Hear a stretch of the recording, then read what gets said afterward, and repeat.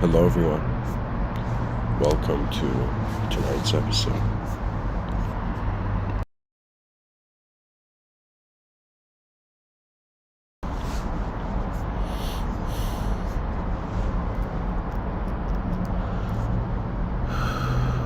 It is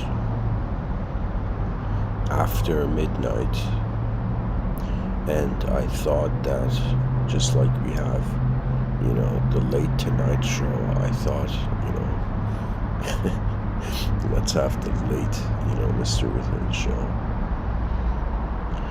I wanted to speak about an idea which, the moment it entered my mind, there was a fascination. So pretty much I've noticed something fascinating and I'm trying to record an episode about it. A question arose to me. And this question was, could the forces of the universe have one day been evolutionary beings? Whoever you are listening, just take this in. Right now, there's forces in nature, at least scientifically speaking, there's 4 types of forces.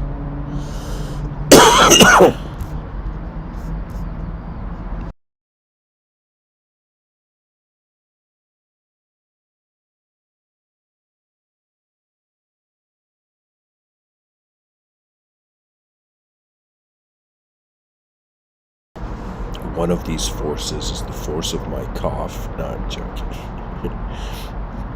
The 4 major forces are electromagnetic, gravitational, strong nuclear, and weak nuclear.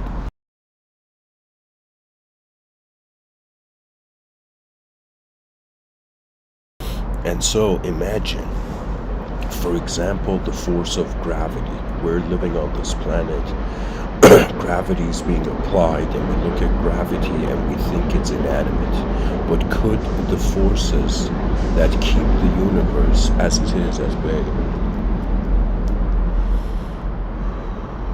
could gravity have been, the destiny of a species? What I'm trying to say, dear listeners, is that the question of what happens to intelligence in the world and the question of what happens to the intelligent human being are something different.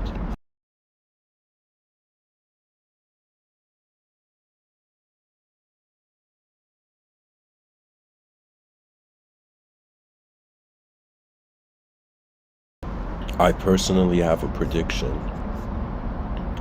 on what I think is going to happen on this planet.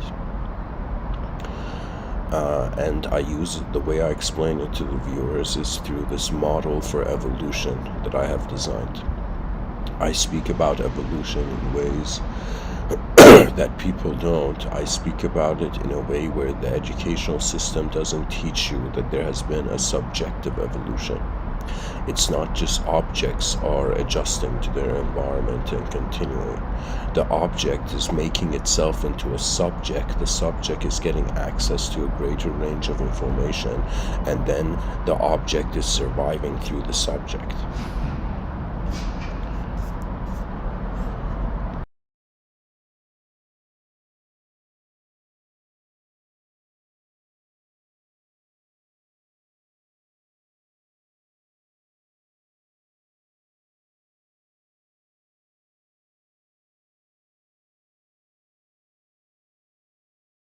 The model for evolution I have is very simple.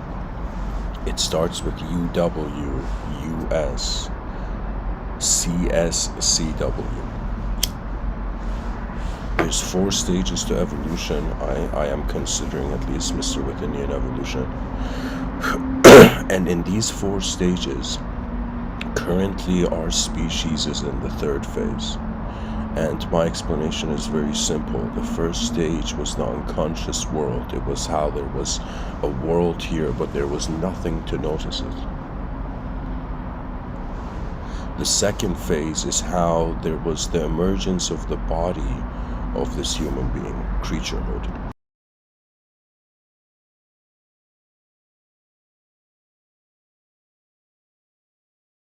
In 2022, we human beings have the privilege of considering an intelligence to this creature we are. But if you go back early in time, it was just a biological entity. It wasn't even an entity to itself. It was as if there was just a part of nature that could walk on itself. Now, from the unconscious world to the development of the unconscious self, this is one of the biggest mysteries, creaturehood, why even, what in this universe suggests that creatures should emerge. Then the next thing is, from the unconscious self, we went to the conscious self. This is the second miracle that has happened to the human intelligence. And so the conscious self is the suggestion that an unconscious self has noticed the unconscious world. This is the emergence of consciousness, guys. The problems that human beings are trying to solve, they are incredible because they all extend into the unknown. The greatest problem solvers on this planet, they are not trying to solve finite problems, because those problems cease to exist after some point. I think what it really fascinates the human intelligence is to attempt the infinite. Why else are we being temporary? What greater passion could a temporary being have in this world? You know, it's as if we don't want to just see the continuity of ourself. We want to see the continuity of our species. We want to see the continuity of our galaxy. We want to see the continuity of intelligence in the universal sector. From the unconscious world, where there was just nothing, or just a world, just the planet alone, there came an unconscious self. A creature began walking on the planet. There came a conscious self. The creature began to notice it is walking on the planet. And this is where we currently are. And in the future, this is my prediction, I could be right or wrong, but I feel in the long future, what's going to happen to the intelligence that is manifest through the consciousness of a human body is that it's going to actually become conscious worldhood, consciousness of the world. We are right now consciousness of a chunk of the world. Based on how we live, our spirit enters, you can say poetically, like streams into a river, like rivers into the ocean, and the ocean is the finale of consciousness. And when I say ocean, I'm being poetic. I'm using something the ancient Persian mystics would use. The poet Rumi says, "You're not just a drop in the ocean. You are the entire ocean in the drop."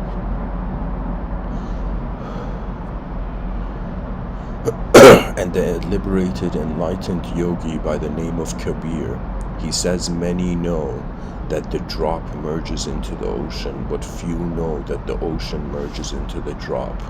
What was in actuality the fascination for divinity, or the intended initiation of esoteric traditions, was that an individual embodied a puzzle piece to the universal sector in playing its part, in accepting its true nature, begins to realize that it is a collective entity.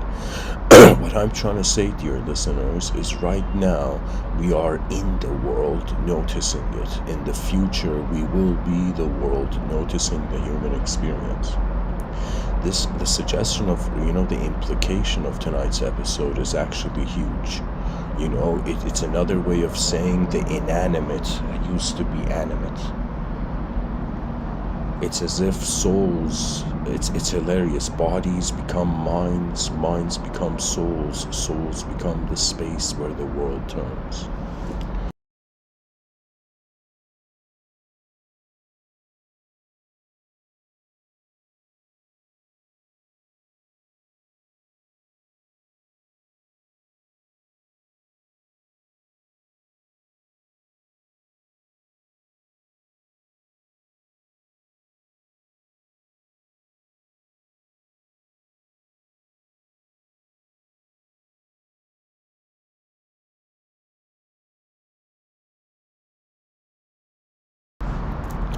reason I chose this picture was because I felt it perfectly depicted.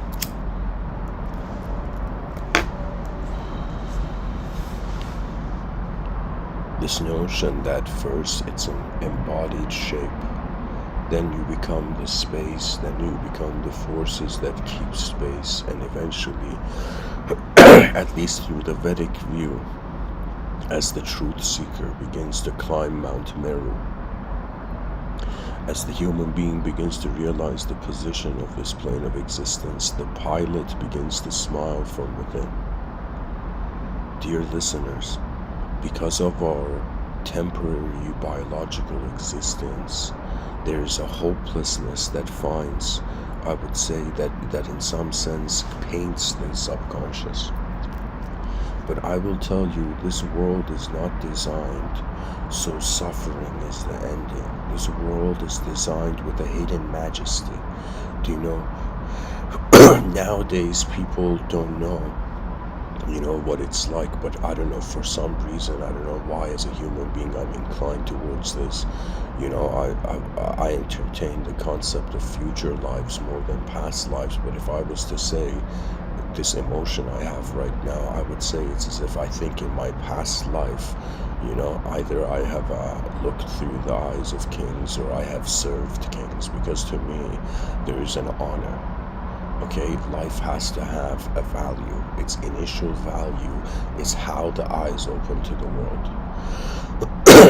It's as if, the bodhisattvas and the Buddhas, they in some sense looked at human beings and all sentient beings, and they were like in some sense shouting to the universal sector, compassion, compassion, for behind your eyes, you are the world that you move in. You see, that's the brilliance of human intelligence. Whatever we see, our brain is actually trying to be.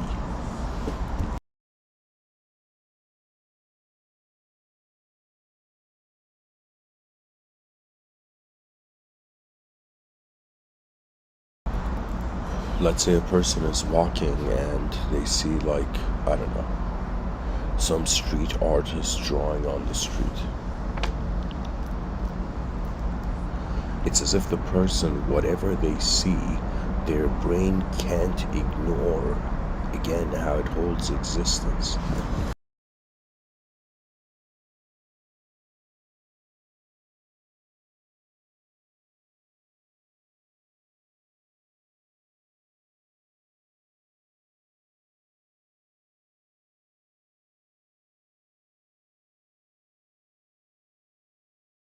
Let me share a simpler example. Imagine a person looks at an apple, right? They walk into a room and there's, like, I don't know, let's say a bowl of apples, okay? And so this person looks at this apple and instantly knows the apple, it is not it, right? And I feel the way this is happening is the brain has to feel how it's everything to then separate itself. It's another way of saying, even though the ego appears to be separate from the world, but the brain has to consider how it is inseparable first and then separate. What I'm trying to say is that your mind is being the whole world, your body is being a part of it, and when the body chooses to animate with personality, it's as if the free will is cherry picking from everything it has received. You can say the body provides memory experiences reality as a sort of a projective mind. The projective mind experiences reality as the whole thing. It's like, you know what it is? It's strange, but it's on some level, I guess, the concept of memory doesn't exist in higher dimensions.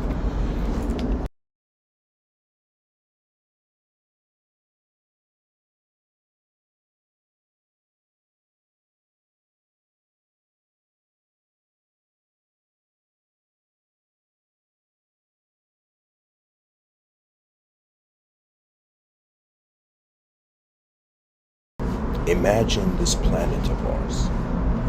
Imagine it had an intelligence, it had a mind. Imagine there was a planetary mind, and also imagine people have used this term called the Gaian mind. Now, if you imagine that the planet has a mind, it's like wondering about,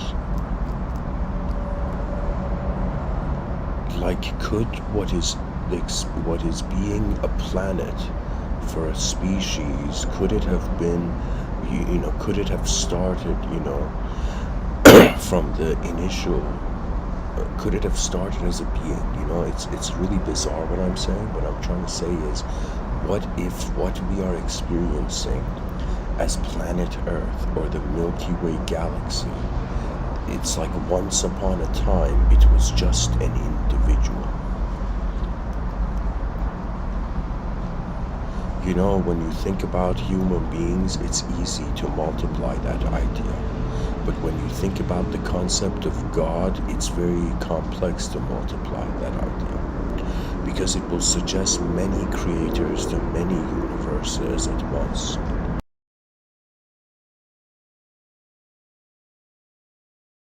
Due to the existential nature of the body, when the mind fathoms existence, it cannot ignore being monoist. Let me tell you, dear listeners, this is so far my findings, as a member of the human species. I have realized that the body is experiencing itself through a singular existence. The mind is experiencing itself through a duality, in the sense that the body is existing, but the information that the body receives also is existing. You can say what the mind is the body's existence to itself.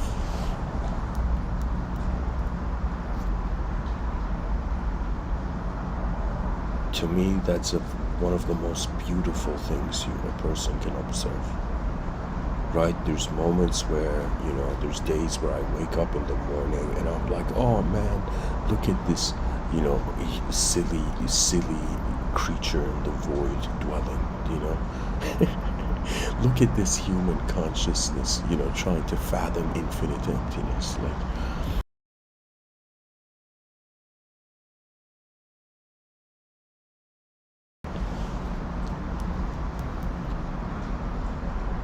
I have this feeling that space is holding the paradise of matter.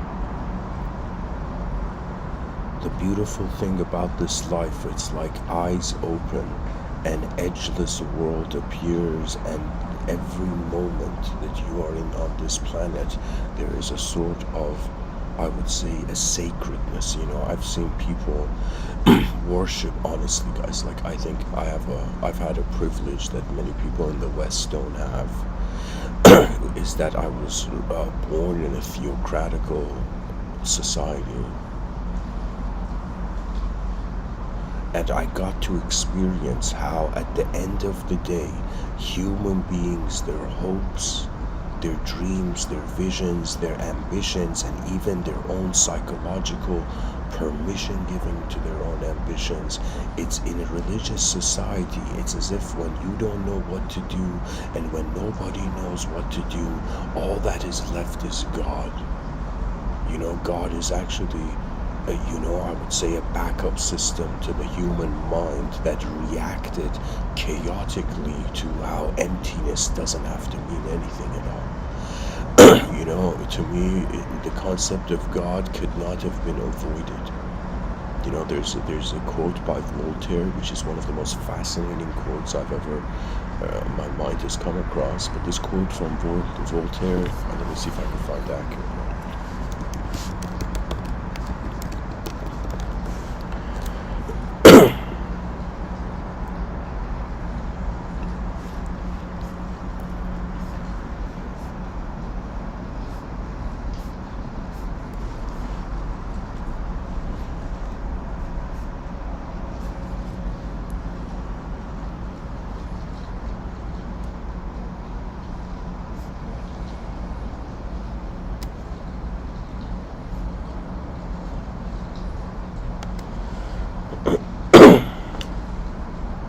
Okay, so I'll just read a bunch of quick quotes from Voltaire here. There's a specific one I'm looking for. But anyways, Voltaire says to believe in God is impossible, not to believe in him is absurd. Pretty much the quote, I can't find it here, but the quote that Voltaire says is like, even if we didn't have the concept of God, it would be necessary to create it, something like that. And what Voltaire means is that it's inevitable. The concept of God is as natural as grass growing on the lawn. In the sense that human beings back in the day, they in some sense had to question the nature of reality because it's just too weird being in a world out of nowhere, you know. And so human beings had kings back in the day. This is Mr. Within's theory on how the concept of God started from the concept of the king. People had to follow the kings of the time, and the king was the ruler of the kingdom. Right now, imagine somebody wondering what kind of king can rule the universe, and the answer being an inconceivable king. You know, there's been many conceivable kings in history, but what religion's advancement has been is to point out that there is an inconceivable king to this kingdom of manifestation. That there are forces here that hold themselves as universal secrets.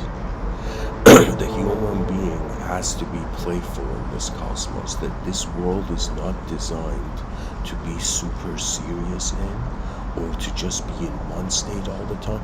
This universe is designed to, in some sense, teach a multidimensional being about its freedom beyond the dimensions it creates.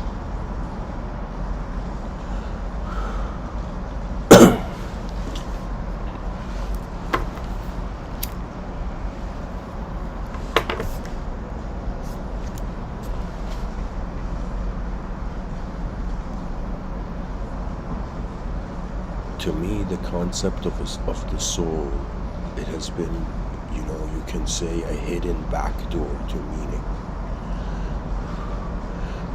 A hidden backdoor to the philosophies of subjective existence.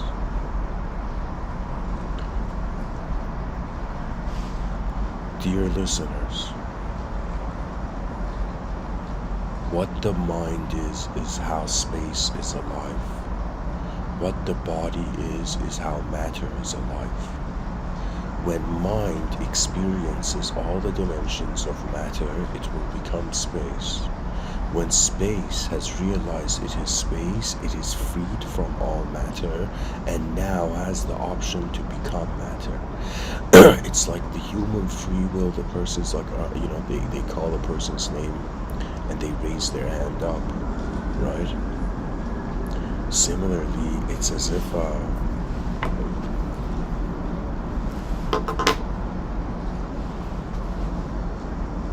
the beautiful thing about the human lifetime is that we're not here to just acknowledge a universe. We are also here for the universe to acknowledge us. You see, the human mind is limited. It's not like we have that many options as a creature in a world. Pretty much there's the physical dimension, there's the biological option. It's pretty much you can move as an object or be still as an object, or we can move as a subject and be still as a subject, or in the stillness of objects and subjects we can realize that beyond movement being the highest superior definition of intelligence, being is the higher definition of intelligence. What that means is like the cycle of samsara and reincarnation. It is starting with simpler desires rather than those who rather than desires of the ego. It's as if pre-ego there's a condition that on some level, some force of life, you know, which has a sort of constitution. I mean, right now, it's actually a bit mind-blowing that what is talking to people right now is not just, you know, Mr. Within or just the name Amin, which is my name. You know, what is speaking to people right now is a composition of this universal sector. Dear listeners, listen to your own eyes. You will be fascinated where the roots of perception go. They go into the unknown.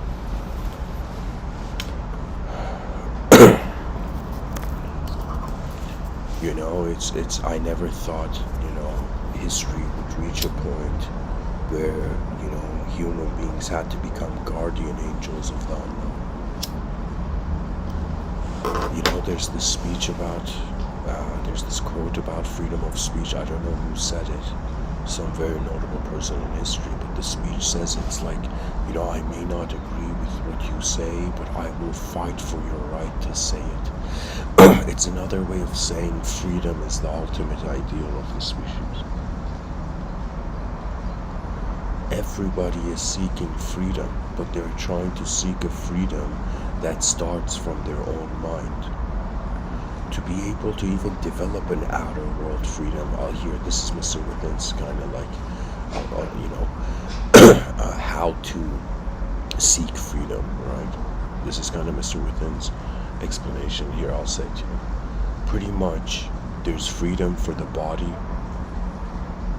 which is movement in space and continuity of movement in space. Unless this is achieved, the body will not feel completely free.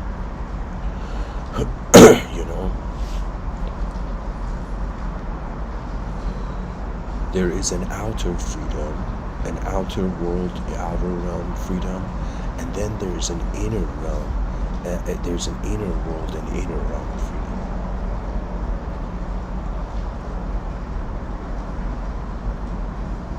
The inner realm freedom is instantaneous. This is the clue. This is the mystical clue. Anybody who's fascinated by ancient wisdom, this is what they're saying. All the enlightened masters, the true ones in the realm, they have never said enlightenment. It's like an assignment that takes time. They speak of enlightenment as an instantaneous acknowledgement of a truth that was in the room before you. In the inner realms, I expect an enlightened species instantly. And I shouldn't say I can even expect it if it's instantaneous. It's as if faith becomes the supreme action of the fearless collective.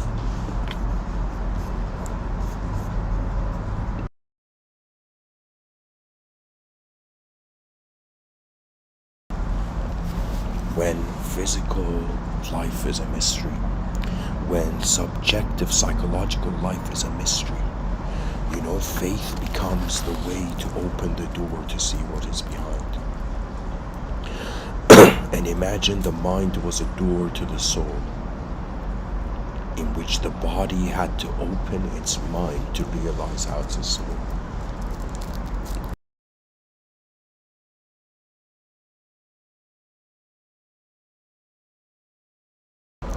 There is a quote by Rumi I will read for you. He says, "Let yourself be silently drawn by the stronger pull of what you really love."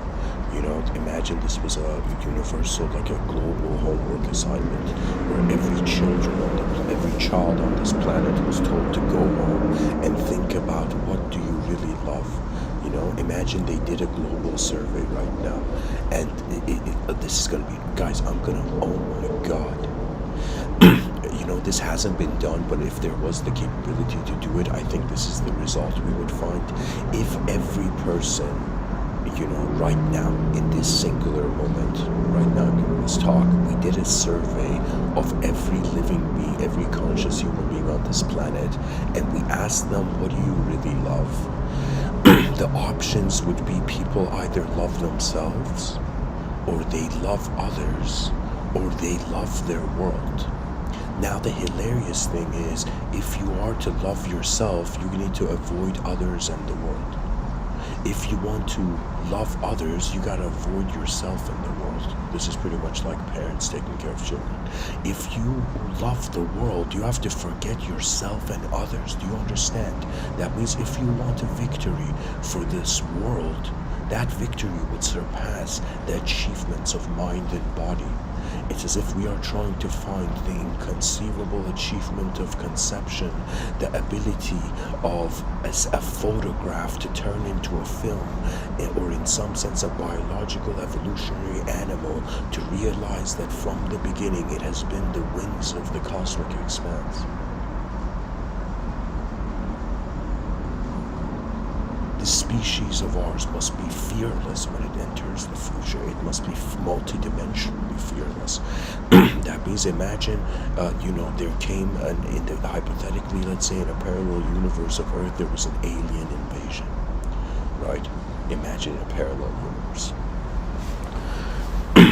In this hypothetical alien invasion, imagine the alien invaders were ruthless, but so was humanity. And we reached the point where the extraterrestrials that were invading this parallel Earth realized that the glow in the eyes of the human being is eternal. That there have been human beings on this planet that could not die because in their logical analysis of what the self is, if the self is the extension of the world cannot die. You see, if you are a worldly being, if you're a universal being, there's no such thing as death if there's just being. But if you are an individual human being on a rock in the middle of nowhere, based on how you have kept yourself, the world will animate. What we seek is instantaneous freedom behind our eyes and efficient strategic freedom in front of our eyes. The song of advanced civilizations, it is a gift given to the species that are worthy. Imagine that before our human species was in the picture, that there have been many advanced civilizations, and these civilizations had advanced to a point where they no longer needed to be an object or subject. They had become the force of the living. We think life dies. It's the opposite. Death turns into life.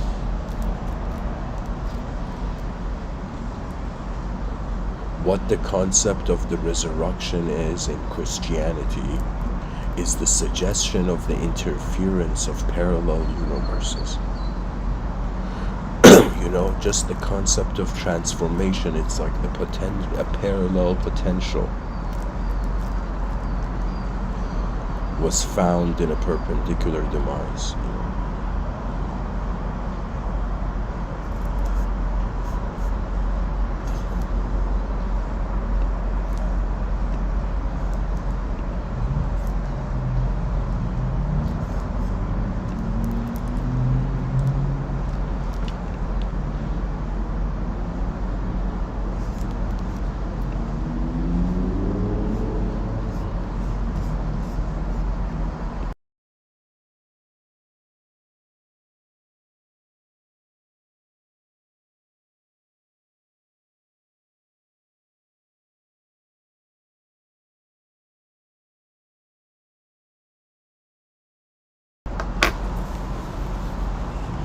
Pretty much all that a materialistic entity could do is discover the immaterialistic dimensions. And all that an immaterialistic being can do is either become devoid of self or in some sense become a materialistic being. On some angle, like temporary human beings are walking the universal sector. But from another angle, immaterial spaces of intelligence either have to accept the void or in some sense they have to manifest. What really existence is how space chose to live a shaped life.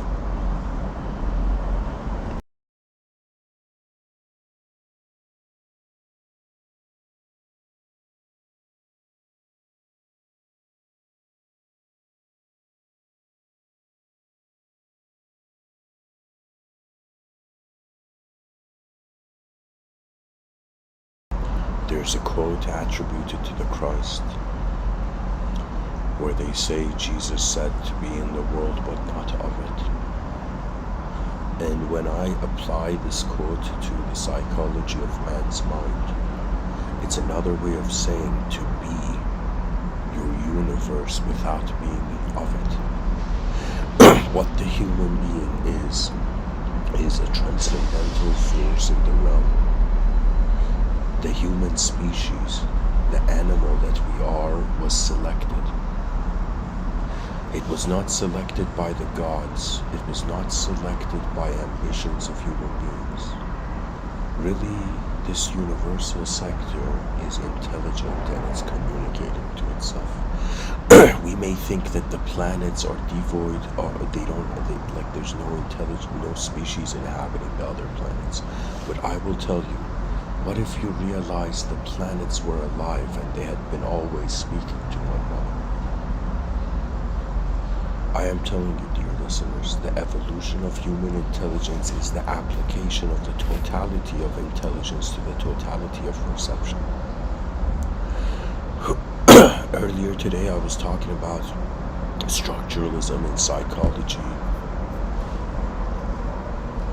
How a man named Wundt and Titchener began to try to ask the question, in some sense, is it possible to break down the psyche? I shouldn't say break down the psyche, but I should say, is it possible that just like we broke a particle to discover its simpler dimensions, could it be that the psyche, where how conscious experience is happening, it can be broken down? And to the great contributions of Wundt and Titchener,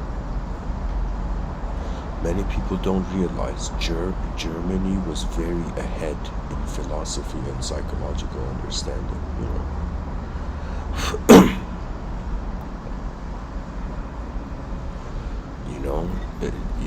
there's like philosophy, of course, is a universal effort, and psychology is the child of philosophy and science.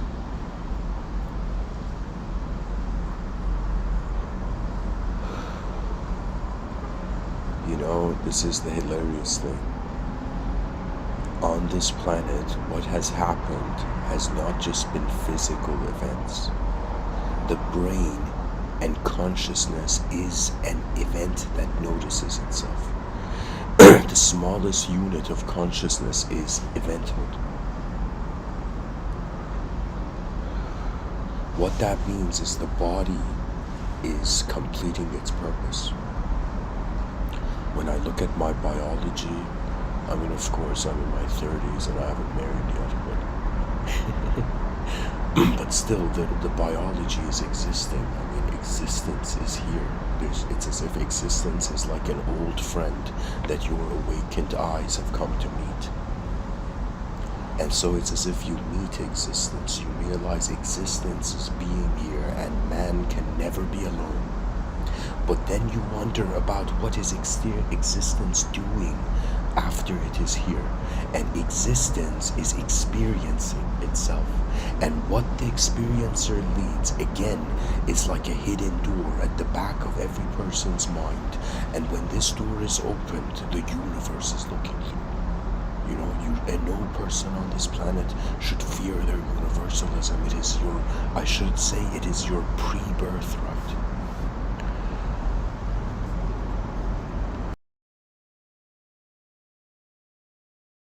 Or poetically, it's your unborn birthright.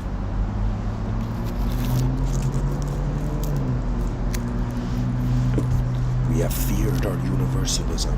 We have feared our collectivism. And this is why the species is depressed. The species is depressed because in all the time that that leaps of, it's as if the species needs to be running like a giant. Each step, each jump, each leap being the span of like cities. But in some sense we are crawling, as the poet Rumi says. Why prefer to crawl through life when you were born with wings? Why prefer to just get shackled into an ideology as an object when the mind gives you wings to perceive again and again and again? The mind is the generator of hope in the hopeless. The mind is the animate in the inanimate. The mind is poetically where the commands of the unknown are known to the body.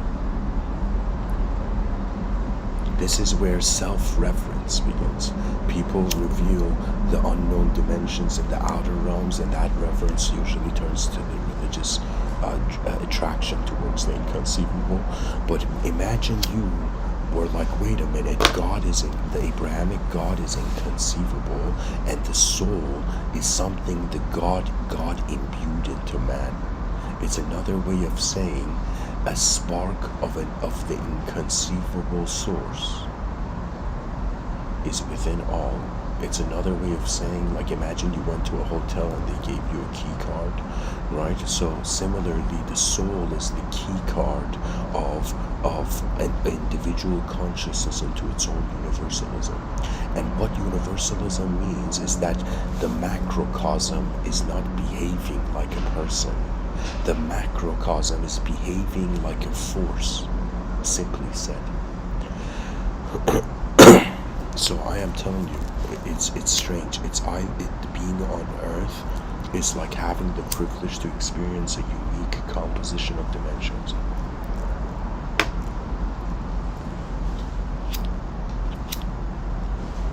Honestly, it's like we're hearing a song. All the beings alive right now in existence. It's as if we are playing the live concert of manifestation. In this lifetime, I remember ever since seeing this idea of a rock star, there was something very profound to me about that idea of a human being entering, in some sense, reaching the summit of their own perception. I firmly believe that the psychology of human beings can be very beautifully compartmentalized into elevations. And so what I mean by this is that there was a man, what was his name? Al-Ghazali. I think his name was Al-Ghazali, but I could be wrong. I think it wasn't Al-Ghazali, but it was, there was this religious man, and they asked him about the soul, and he relayed like prophetic words or interpreted prophetic words in the sense that he said that the soul has a rank. So every person, every conscious being right now, their soul has a rank, and souls of the same rank notice each other, and souls of different ranks, as much as they try to notice each other, it's as if their roles are different, And so I thought about this idea of like this whole ranking system, but instead of rank, we consider it as elevations of perception. The beautiful thing about the human mind is that it is translating the outer senses into an inner conceivable realm. Pretty much our mind is translating meaningless sensory perception into a meaningful world. Now, that meaningful world, due to its recognition of the privilege of its just position of existing, it's as if existence exists to experience, and experience experiences to exist. The mind is acting as if it's entering the world anew.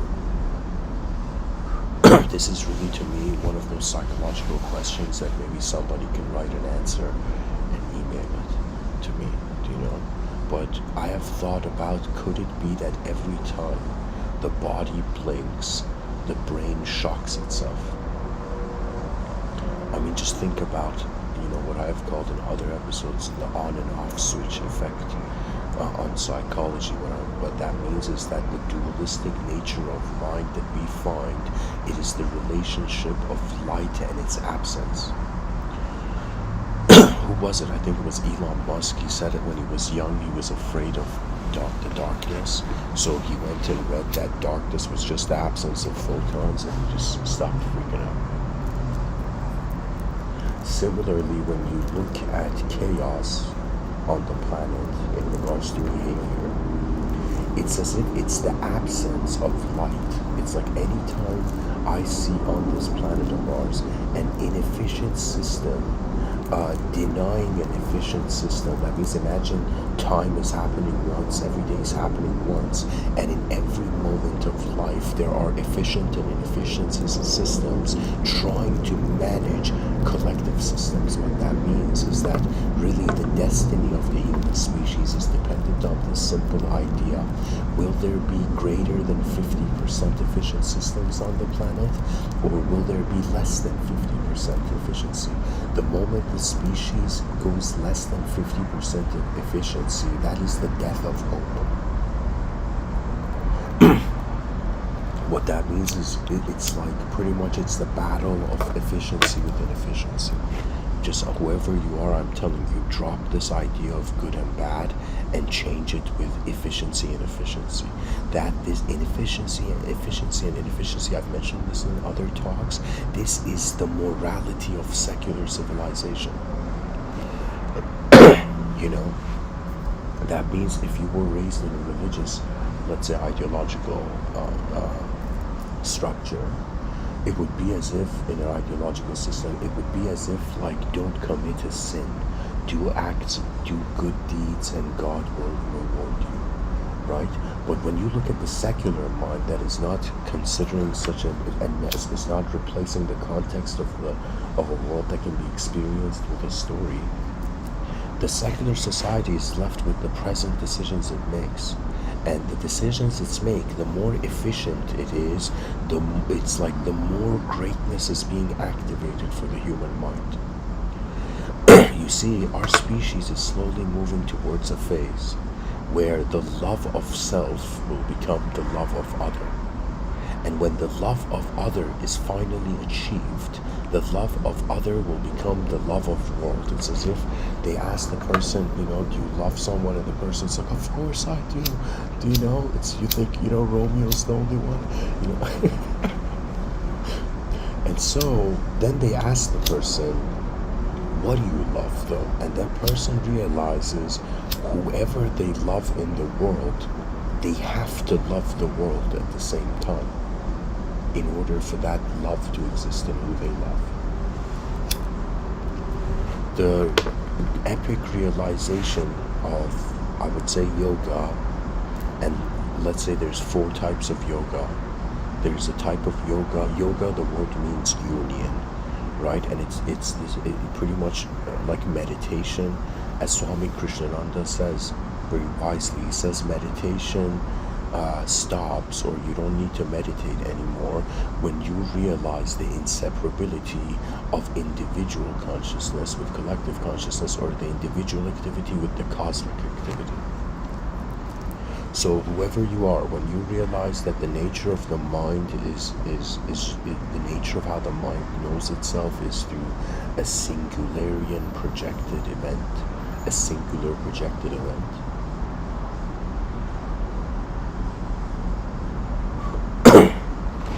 It's like a candle in a dark room is casting shadows on the walls of the room, and when it thinks it's the shadows, that's like a person believing in ideology, believing they're a thought.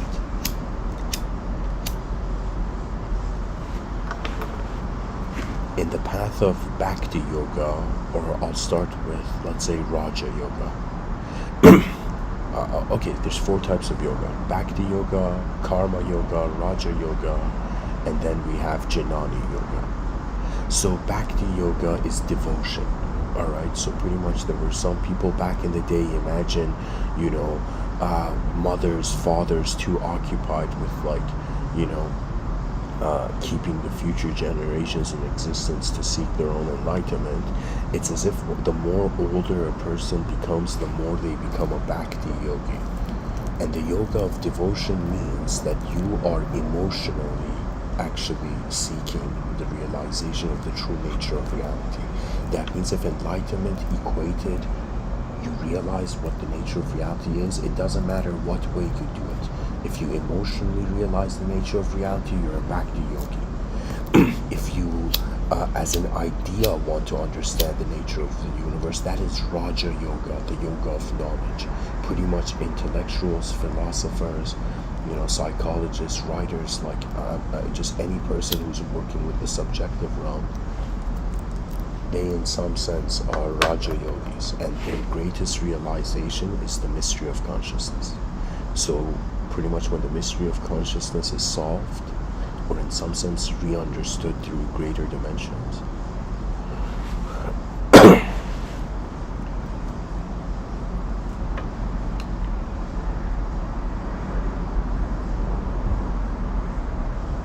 it's as if we have always had the ability to re-understand.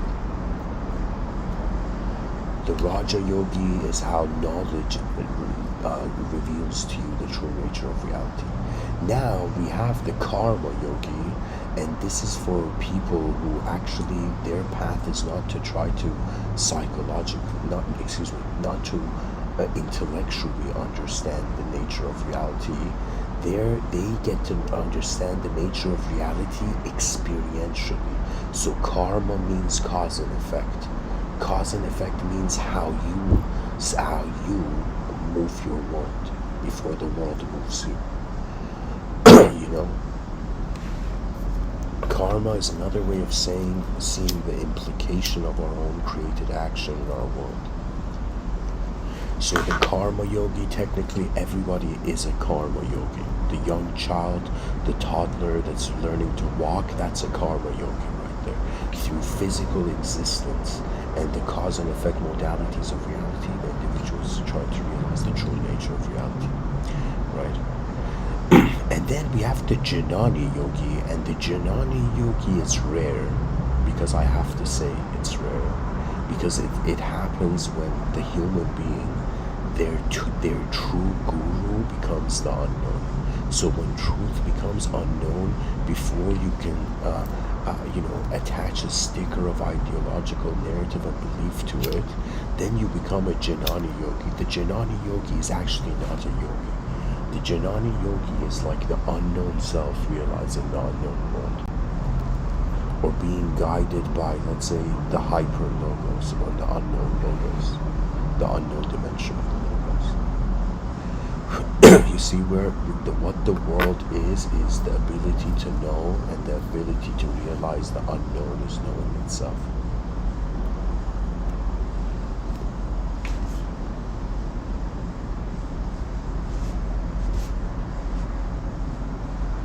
Right now, it's like I'm an unknown attention in one biological body communicating in a known way, and those people listening to me right now, you're an unknown attention behind your eyes listening, So how remarkable it is this, that it's as if my inner universe and your inner universe is bridged by the outer universe, but in actuality, at the back of each of our inner universes, we're staring at the unknown again. Existence is so bizarre to me, guys. Like somebody is going to be like, okay, Mr. Within, you're overreacting, but I'll be like, why is everything here? Why is everything a concept? Why is the world incomplete and complete? It's as if on a microcosmic level you're experiencing completion, on a macrocosmic level you're realizing incompletion. Or you could say it the other way around, maybe it's better geometry.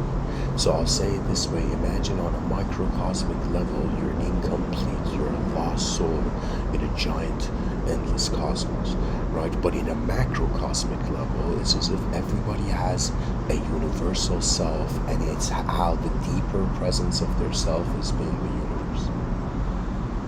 And for the inner realms, this is evident. The inner realms are hilarious, guys. The inner realms is like, if you could somehow mix an advanced antenna with the brain of a biological animal. To me, the soul is revealing in every moment what it is being. The mysteries of the realm are their own revelation. The secret of secrets is that the secret is looking for the secret. In your inner realms, it's okay to be liberated as a gentle God, but behind your eyes, or excuse me, in front of your eyes. Dear listeners,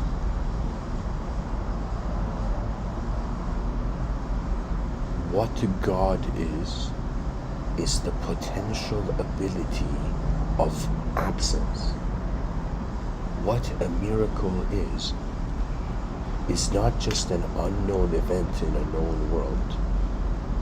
It's also an unknown event in an unknown world.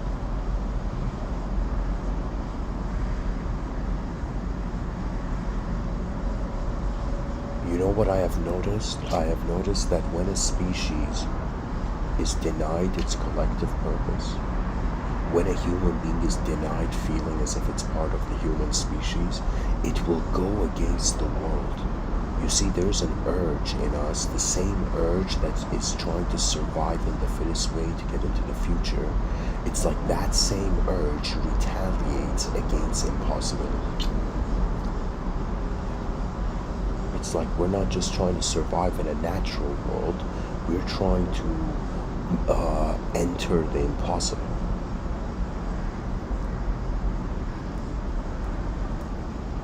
People don't realize how pure and beautiful an advanced civilization is. They don't realize, there's no way of me actually being able to show you what I see behind my eyes. But it's so incredible and efficient. Imagine an advanced civilization where throughout the day, the amount of things that we're advancing would make the person incapable to suffer.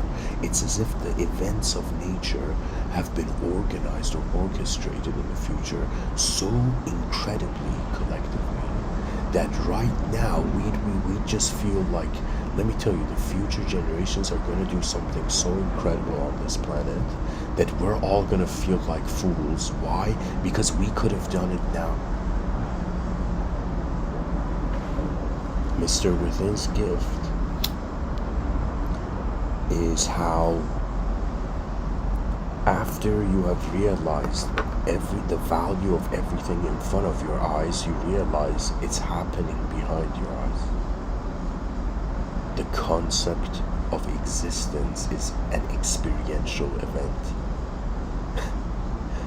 And what I'm trying to say is that it's an unknown experiential event. And the unknown is the greatest intellectual wisdom. That means the intellect can't go further than the unknown.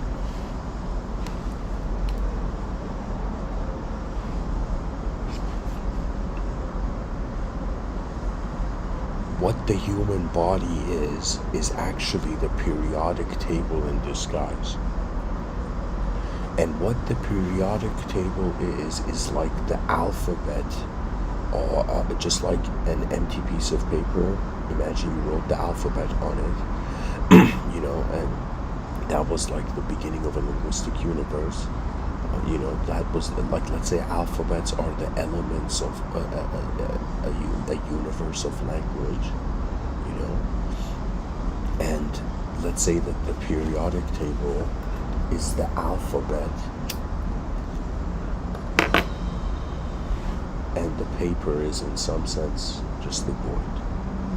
What I'm trying to tell you is that man's mind thinks life has to either be simple or complex, but it's not realizing it has the ability to envision both at the same time. If a person is suffering, let's say in their inner realms, right, to me I think I found a strategy to solve all the psychological issues on the planet. All mental illness can be solved, but the strategy is not to seek concepts, it's to shift the context. Right? It's as if to pull the rug from underneath your own feet to see where you're truly standing. Right? To me, all psychological issues on the planet, and let's say world leaders starting war, that's a psychological issue. Right? There should be a law in the United Nations that any world leader that declares war has psychological issues. Imagine like all the leaders in the UN are like, buddy, that's like savage, but too civilized for war. People are like too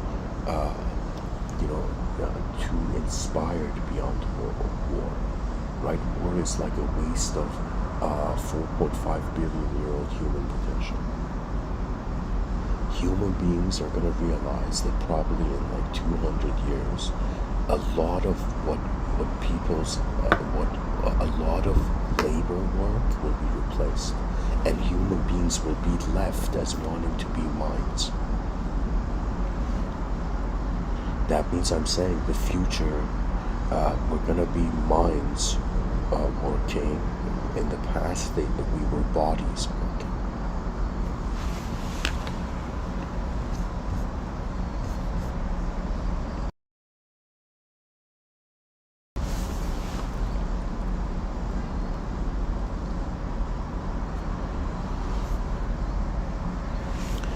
There is a spirit to nature. You know, I would say I have memories of stuff that I've seen in nature that it's as if, I don't know if anybody's had this feeling, but imagine you're walking in nature and you see, like, okay, here, I'll tell you a scenario. Even though the collective view right now seems to be that human beings don't care for the nature of their world, but I remember once I was giving a talk, actually, this is like a year ago, and I was sitting on this porch, and I had this cup of iced tea, and there was in some sense, this cup of iced tea, and I remember while I was giving the talk, a bee hits sorry, I don't know if it was iced tea or what it was, but I think it was some sort of like a sticky juice, you know. And so midway through my talk, a bee enters this cup I have. It was even recorded in the episode, right? This bee enters this cup I have, it falls into the liquid, it can't get out. The bee's wings were in an opposite way fallen on the water. And I remember all I do is I get a pencil and I put it in the cup and I create a bridge, and the bee gets out of the water.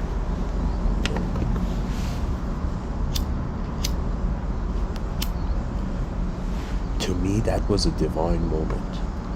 That was a moment when a species cared for the life force of its universal sector. That's it, guys. We have feared our might as a living universe. You know, it's as if like an advanced humanity, it's as if the commander messed up and the soldiers messed up, and suddenly the general entered the front lines. Even the soldiers were shocked.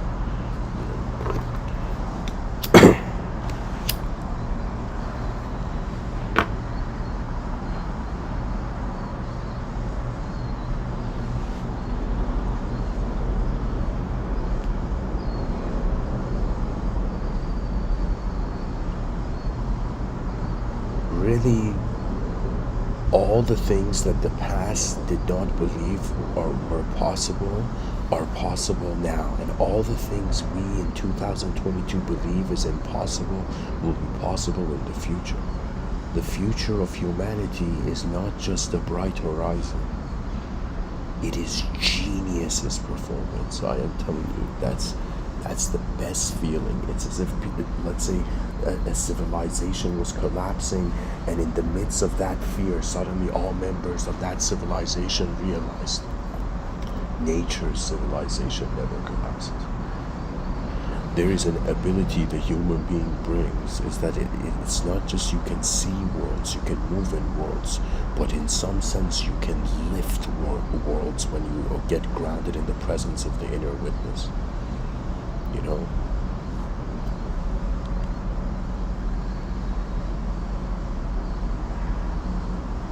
The experience of communication changes when you realize you're never a thought.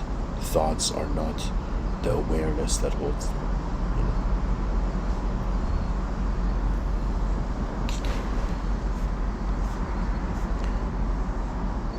The most important task of people alive in 2022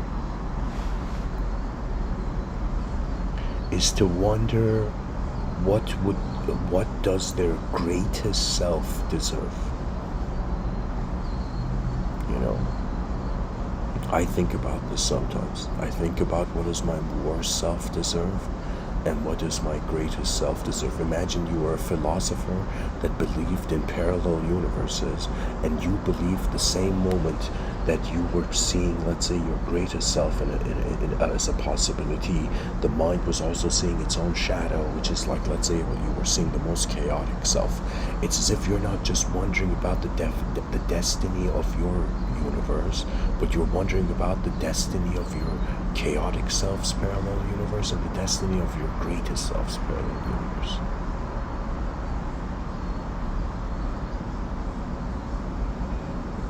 And imagine you saw that your chaotic self destroyed meaning and your greatest ordered self created meaning. You see, we fear ourselves because it's like conception fearing how it's inconceivably being present.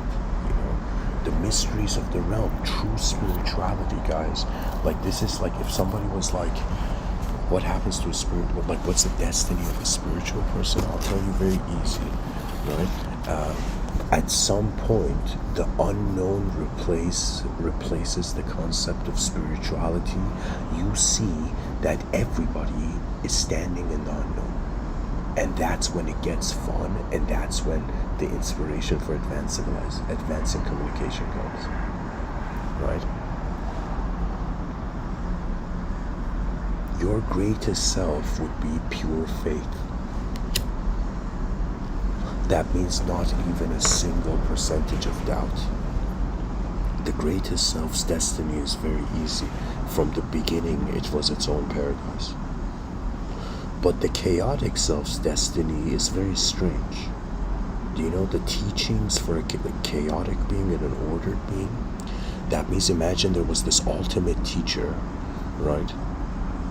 And like in human history, we have one example where Rishi Vyasa was known to be the teacher of teachers. But imagine there was this ultimate teacher, and this ultimate teacher's disciples, one of them was very chaotic, one of them was very ordered.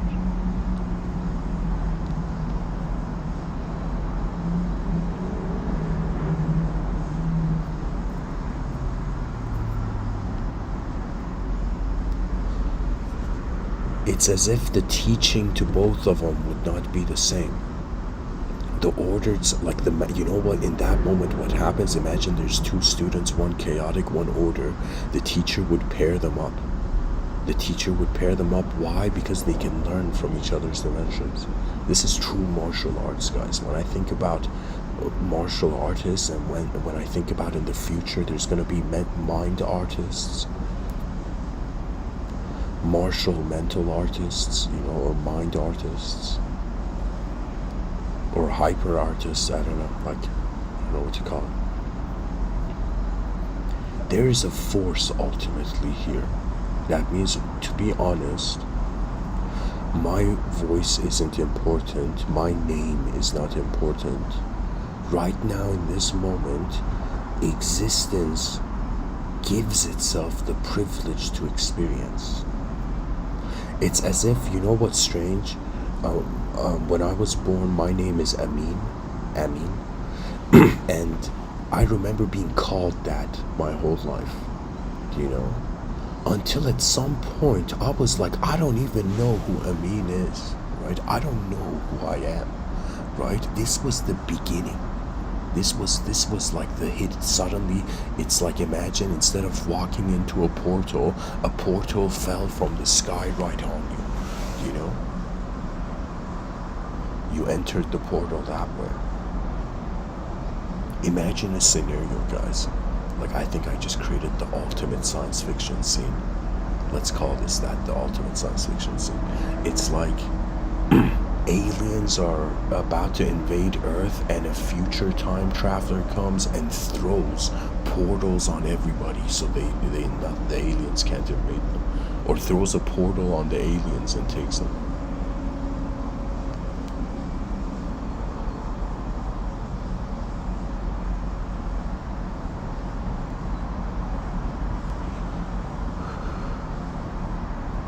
inner realms, they are a tool.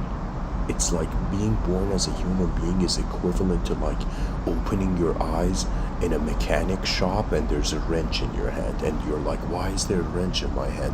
Why am I experiencing a biological evolutionary process that is 4.5 billion years in the making? You know, it's like that's how old the earth is.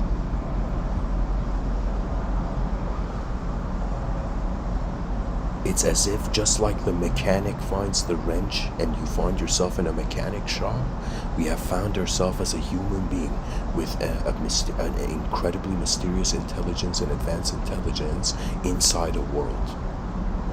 And the idea, this is where I would say true art or true craftsmanship arises, right?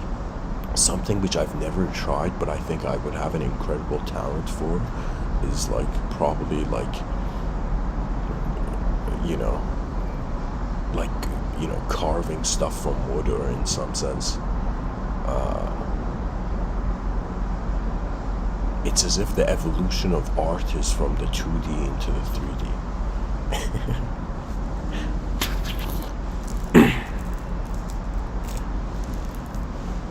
What's happening on this planet is that a bunch of creatures on a rock, they don't have a collective purpose. They don't have an honorable collective purpose, and they all fear the emptiness that makes life meaningless, right? And so the species is in some sort of anarchist, delusion of thinking it's abiding by nature, but not using its role as a human being. Do you know? It's like human beings aren't properly activated on the planet because the way they seek meaning is inefficient. Life becomes meaningful when you've discovered the important. That's it.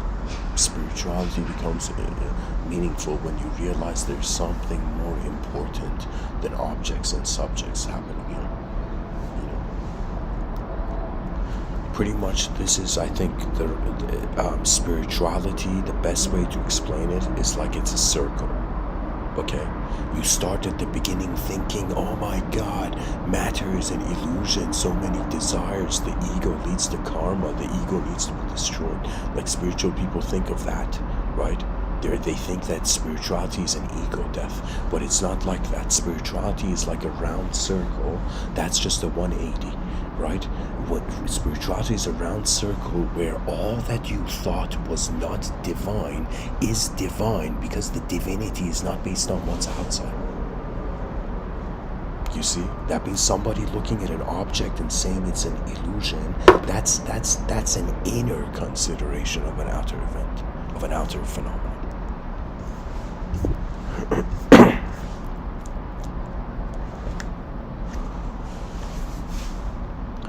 Imagine, like what psychedelics are, because I've noticed on YouTube there's a lot of people talking about psychedelics, right? And psychedelics, its true appreciation goes back to its history, where some of the most, let's say primitive tribes, their behaviors with nature were super advanced, right? It's as if like the shamans, like what was it, like a spirit quest or something, where the person, like imagine you were, a shamanic kid, in a shamanic tribe, imagine you were in a tribe where there was a shaman, and so you were like a warrior in that tribe, and the shaman gives you, like, I don't know, ayahuasca or shrooms or something, and you dance around the fire, and you suddenly get this transformative vision, like reality transforms, so you get some sort of insight. To me, it was as if the meaning of life used to be kind of like you've appeared in the world and you are trying to find the spirit of your purpose.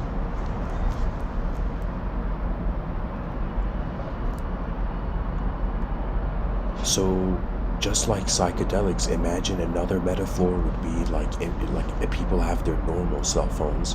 Now imagine some enlightened being came and gave people an enlightened cell phone, and when they could use that cell phone, they could contact like the ultimate, right? To me, the mind is like a double-edged sword which has two purposes. Do you know? The mind is on some level here to be kind of like, you know, the older guardian of the body, like the, you know, your mind's kind of like the big brother of your, or the older brother of your physical body, right? And that's just a metaphor. I'm just trying to say your mind guards your body, right? That's one purpose of the mind, to move in the outer realms and maintain the outer realms. But another purpose of the mind is its own contact with the soul. It's another way of saying, if the body was given the soldier metaphor, if the mind was given the commander metaphor, if the soul was given the general metaphor, it's as if the purpose of the commander is to communicate to the soldier. The mind has a relationship with the body, but the purpose of the commander is also contact the general, right? And the general is in some sense poetically the mind of the mind, which the soul, it's called the soul, and the soul is another way of saying it's like unknown, right? That's what the soul means. Anybody who's like, I don't believe in the soul, it's as if like you don't believe in the unknown. How ridiculous. Where do you think knowledge is? What the knowledge is human communication just lingering in the void. Do you understand?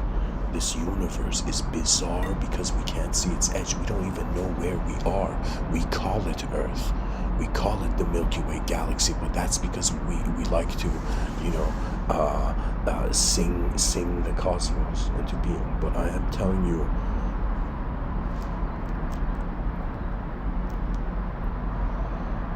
we don't know where we are. We don't know what we are, and we have to somehow continue as long as possible. That's kind of like the major quest of the human species, right? How do you get the most advanced level of intelligence activated in the system, and at the same time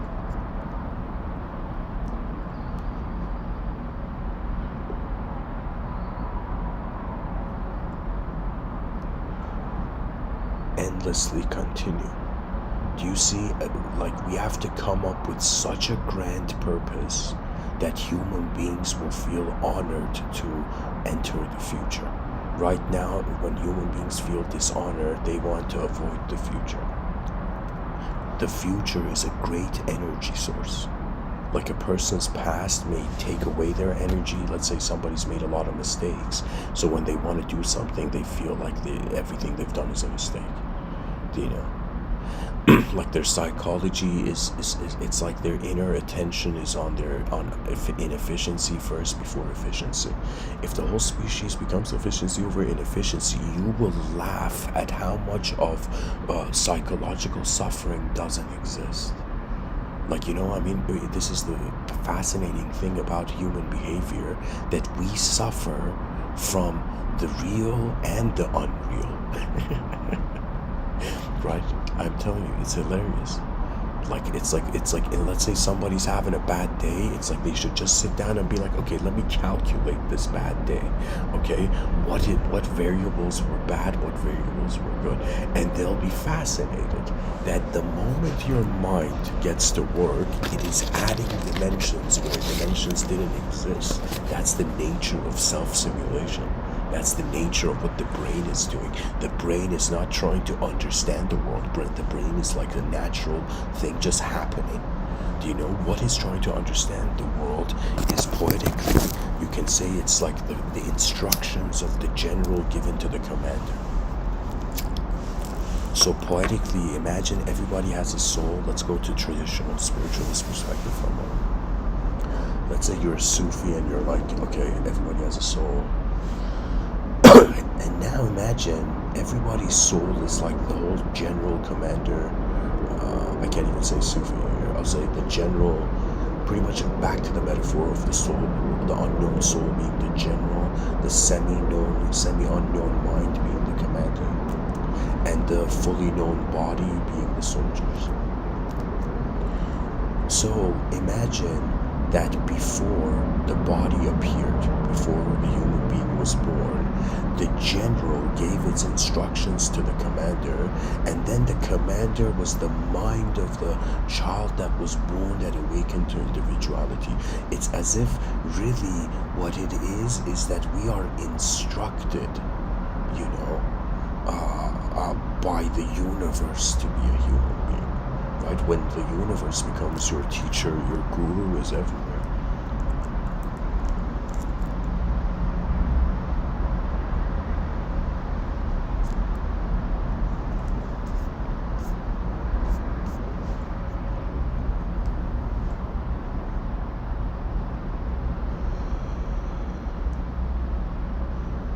I'm getting a feeling to read some mystical poetry, you know, like, not mystical poetry, to read like, okay, here, I'll create it as an option. Let me see if I could create a poem.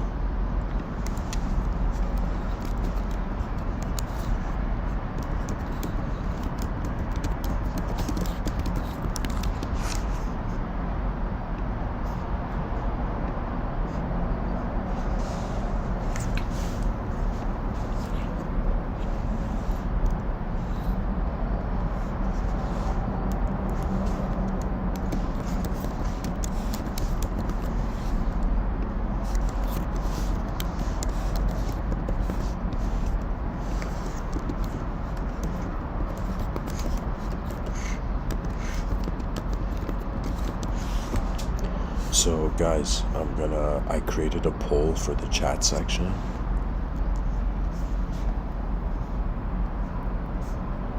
So whoever's listening, I've given 3 options in the chat section. There's a poetry tunnel, quote tunnel, continue the episode. So for a few minutes, I'm just gonna have an intermission right now, and people can choose, you know, which 3 directions to the episode they like the episode to go.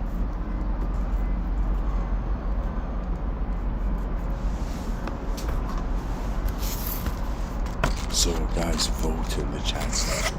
You know, this is the interactive component of this episode.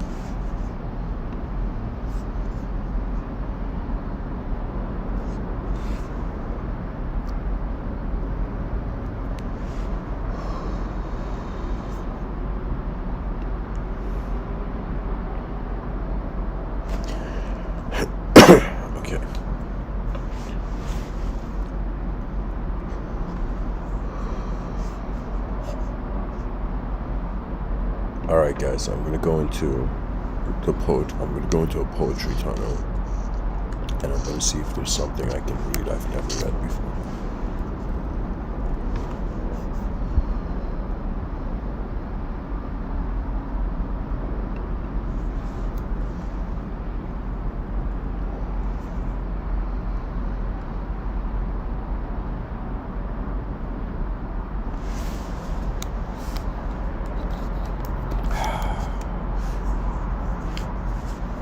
I'm gonna read for you from the first poetry book I ever wrote. The first book I wrote was called The Polished Ones. You can buy this on Amazon, but you don't have to. I'm gonna read it right now. So I'm gonna read one. So there's 1 to 32 poems. So Samantha, in the chat section, you can choose any number of the poems and I'll read one.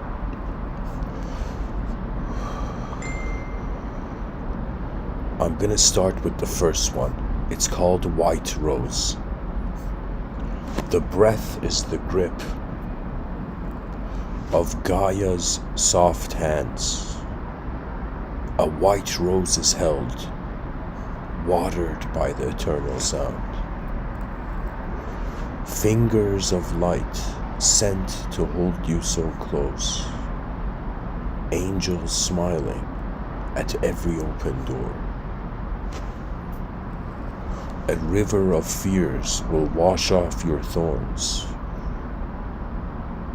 You are always embraced, beloved. Now you can let go.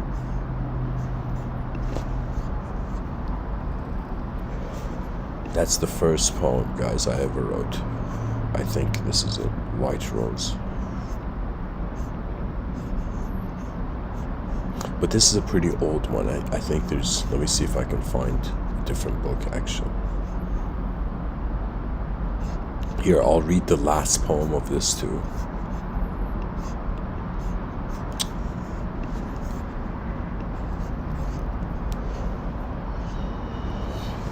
The last poem is called, it's pretty long, it's called, oh my god, how long is it? What? I'm tripping. Hold on, guys. Okay. The last poem is called Reach for All. Know you have climbed mountains of truth from the ocean floor, to rise above the water, to smell the air of new life. One look at the clouds, know there will always be more mountains to climb. I am a particle of dust on a face that was made to break. Flying into the air, I too shall make my way. For we are all children of stardust, spinning in infinite ways. Trust my silence when I say your voice, first, was meant to be heard by you. In this earthquake of light, the fake will break like the fading of dark into sight. Words are just words, they too create worlds of their own. Walking a new dream in the world of the eyes they were born. Today, some have forgotten what all words mean. There is a sky filled with stars. Know what is important to read. Read the book of life, help turn the page for all galaxies. For we are the fingernails of the hand that forever grows. One touch of light, you will fall in love with the unknown. Turning eyes as our heads turn, we make our way across oceans of form. For you and I are the fountain of truth and much more. The surface of the water that brings light into this world. Exhale the known and let your inhale bring the unknown. God, in quotations, is an idea meant to bring all home. It is in everything, everywhere, and in you. Hug yourself, twirl in your breath. Feel the burning fire sparked in your hands. Burn in the love of a million stars. Listen to the stories the clouds speak of. Give your eyes to the world and it will give you the sight of the cosmos. You were meant to be by what you have seen. In the nature of the universe, there is no misplaced seed. Find your light, it will show you what life means. 1,000,000 letters for 1,000 words, but one paper to write all you know. Time was made by the hand of man. Don't trip on your creation. Place it under your feet, made of earth like a box, until you have reached above and grabbed the only truth you need. May the eternal wind push you towards your greatest dream. In the cosmic stream, all flows are one. Let these words end before they began. Sit on your cause to always watch the effect of your eyes. Soon my voice too shall fade into the sun. We all were meant to hold hands with every star.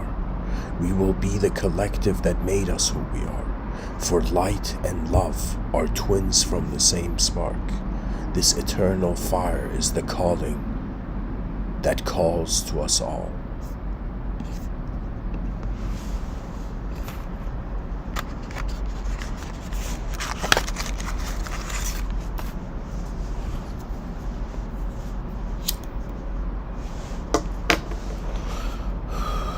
So somebody says number 7. Let's see what number 7 is.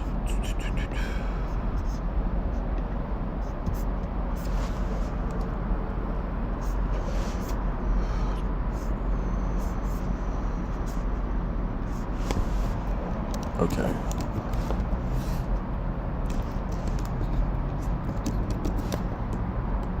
So, number 7 from the polished ones, this published poetry book, it's titled Body of Love. It says, find the forehead that reached above. Find the ear that hears one voice. Find the nose that smells one rose. A tongue so still that could not lie. A neck so tall that touched the sky. A throat so carved, shaped like every stone.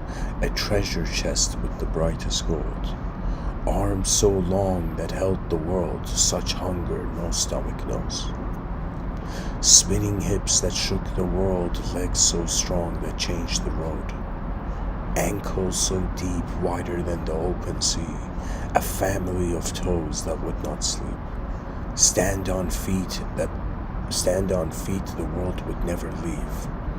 A body of love to set you free. So the whole poem is designed to acknowledge all the different body parts, from your forehead, ear, nose, tongue, neck, throat, arms, stomach, hips, legs, ankles, toes, and feet.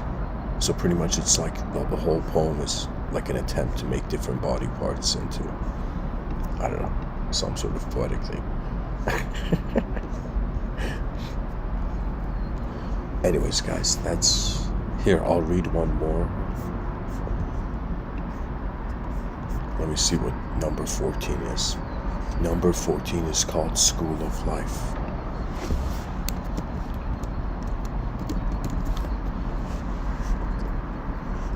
The only lesson you forgot to remember when you didn't bring the universe in your bag.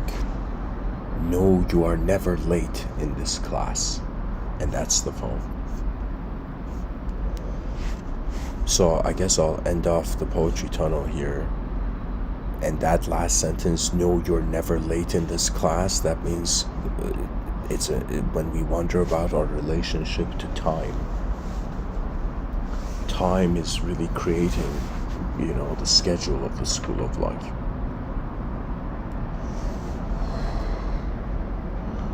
In the chat section, Samantha says, do you think time could pass us by?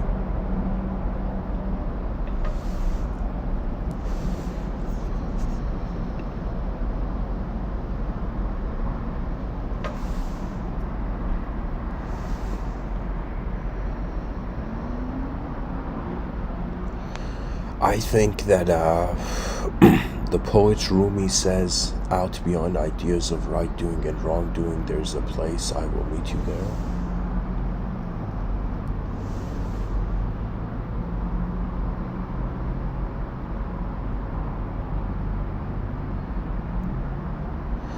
And then the next part of the poem says, when the soul sits on that grass, the world is too full to talk about. So if you access a state like that, it's not just time that's passing you by. Time is an event of your mind. The time is like a gift, is what the inner realms are gifting the outer realms. In the outer realms, time is just change. So it's like we're in a materialistic, it's like a material event, and the matter changes, and as it changes, and due to, of course, the orbital structure, it's as if like we're spinning around the sun, for God's sakes. It's like time is just how we interpreted that.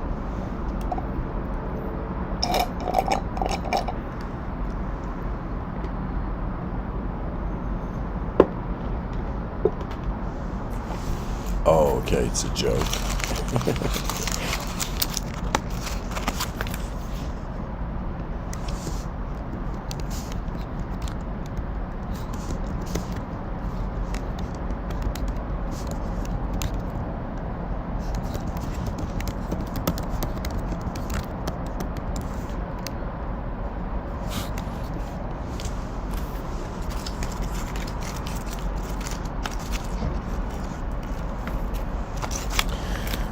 Anyways, back to the episode.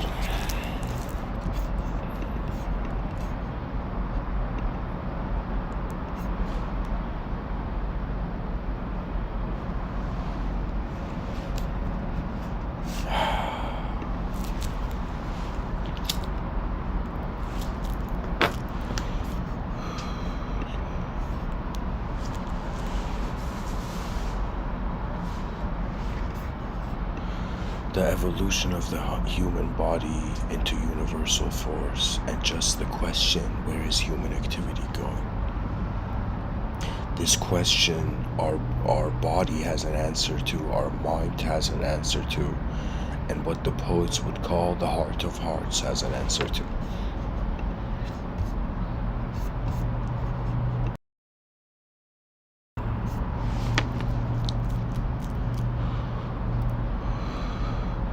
To discover nature is to come to terms with how reality is actually being.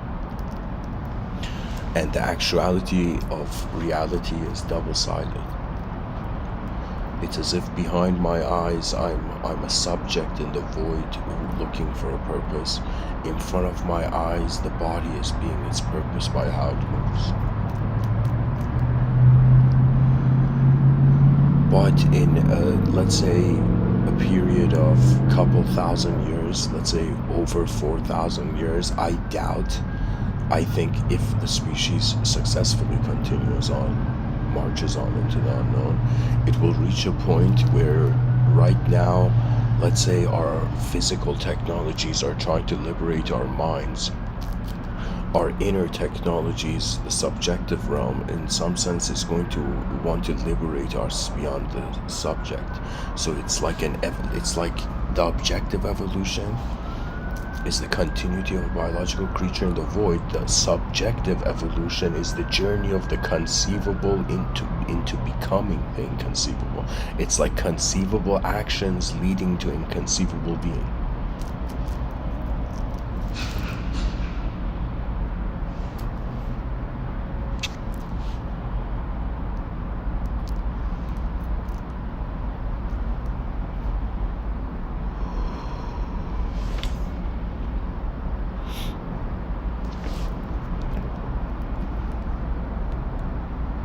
You know, I'm going to actually read something from the source of language.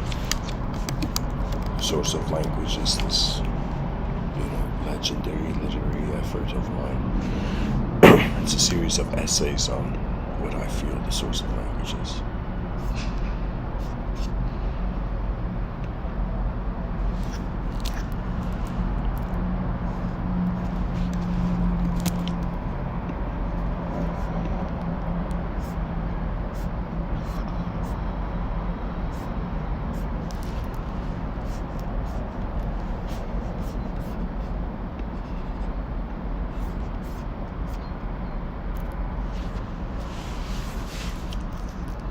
There's this, okay, so the essay is titled Riding with the Wind. This is from an unpublished work of mine called The Source of Language. It's an essay. So, the wisdom of death could perhaps be eternal life, but without the in tune with the cosmos self-reflection. Who is it that truly wants to know? Who is the witness of individual expression throughout the day and into the abyss of night? Who can write on rainy days without a roof? Beyond the thought that creates the God of the universe, there is no you, for it is all one moment, beyond counting. Return back to the silence that you are.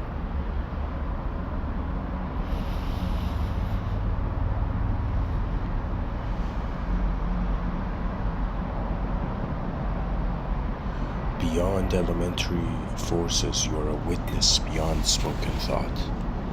The unknown is within the known, and the known is within the unknown. Language is a biased game for the mystic that has opened a door made of bliss from a cosmic silence.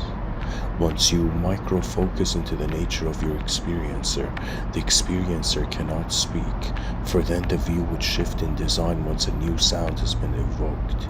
He who understands the nature of existential silence will become a friend to a renunciate of all thoughts.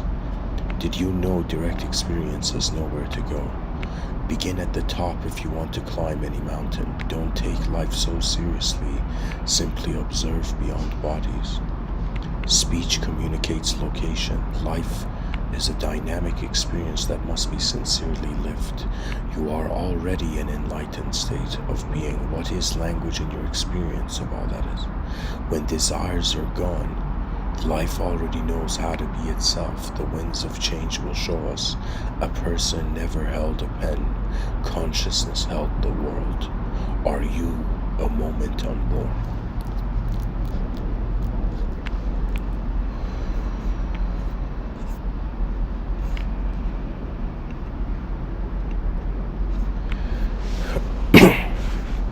The next essay is called The Pen That Opened Worlds. Some writers are not artists, but a divine pen moving on its own. What is the greatness of mankind? Have you felt the soul of souls of the whole cosmos that you're being? Let humility be the most sincere guide. Live your life now, there is no other time. When time is not the same in the experience of many people, for example, a big shot CEO and a silent Zen monk, as they are two different moments, we suddenly notice a very unique point. If 2 people or maybe 8 billion people are having different experiences of time, then how real is time really? And could it be that in our infinite unknown, we all share the same oneness of emptiness, intelligent beyond a conceivable shape? Life is too dynamic to be static. Life is too static to be dynamic. Has the CEO witnessed the selfless beauty of Zen? Even monks should not get attached to emptiness. Just be who you are. What else is life asking? Before we all Satchit Ananda out of here, but back into the here and now. Where else would everything go if the location was defined relative to everything? Could enlightenment be simpler than we think? You are the untouchable bliss of cosmic consciousness. How can life move you without knowing where it is moving you to? Let us not just be experts on nothing, but to be the wisdom of the cosmos is more than a disguised God. Truth cannot lie. How could you fall if before you were up? What I mean is that good is based on bad, bad is based on good. So as up and down are relative, you only need to get redeemed in proportion to the intensity of the guilt you have self-imposed. When we notice the world is real, we notice the world is real in our eyes. There is no outer rebellion, but an internal self-inquiry that reminds clarity what it is. To be Zen and opinionless means to not allow duality to exist for the view that is originating it beyond that duality. Love and compassion are important, but only to the awareness that is the self beyond the idea of the self. Wild wisdom shall find you once truth has found an honest mirror. Life is communicating with us all the time. Time is a communication of life. What that means is that if you're sitting somewhere reading this, simultaneously the planet, the world, the whole cosmos, and the moment is communicating to you as you. If the planet could speak, what would she say to you? Once one realizes that the nature of all thought is void and colored only by personal view and ethnocentric tendencies, and that the nature of all objective phenomena is empty, and it is only once your eyes are open that you begin painting the empty canvas of the day with your own means. Guys, I think this is the unedited version I'm reading. Because there's I've highlighted some parts of it with different colors. I think this is... Anyways, I'll continue. This brings up a very interesting question. If it is only when our eyes open that we see the object and the value, prior to that view there was an awareness of being that was aware that there was no picture yet. So just like a coin, the duality of the whale is also simultaneously being its unity. The alchemy of chaotic order is a suggestion that language is creating most of our lives. But once the attention within the attention is found, a collective realization was never for an individual, but only individual through ignorance, elusive acceptance. When you are within God, that also means God is within you. For when we again wonder about where our sensory perception is being received. It seems the light of sight must enter our eyes, so is externality only being internally received. Do you ever see anything beyond what light has allowed? It seems like the projector projected on the wall is shaking. Once self-inquiry is intently decided upon, you will detach from time to be administered by the divine super-soul intelligence within all things. The mystery of light must be pondered on beyond the walls of science. The formula is an effect of a cause unknown. So if science is acknowledging a cause and effect universe, then it may be noteworthy to first deeply wonder about the depth of cause and effect dynamics, and to truly study the nature of consciousness. For a writer, there is a world both on paper and off paper. The observance of how existence is existing for you. Through such sincere self-reflection, you will move away from the mirror of illusion that was always void. So when you write, either a world is within you, or you too are in a greater world beyond your conception. The pilots of consciousness navigate as the whole plane of existence. That means as you are reading these words, consciousness is simultaneously being, empty, full, and beyond. Could transcendence ever be an idea? Life cannot be caged in thought, for the awareness prior and beyond the thought was never caged. As the stream of sincere devotional intelligence is found, let faith carry you towards the one and only true nature of reality, the ocean of consciousness that has embodied spectrums in this world of forms of us. The many shall remember the one shall remember the many. So the attention to the language is beyond the language. Life has not manifested you to be ignored and bored. The greatness of your design must be self-realized through an unchanging moment. Are you afraid of the rope that looks like a snake? The greatest service is to attend to our natural state of being, which as intelligent life already knows what to do. Mystical and yogic studies must be advanced more. The new wave of treasure revealers is no longer to search for anything outside, but to realize the treasure within.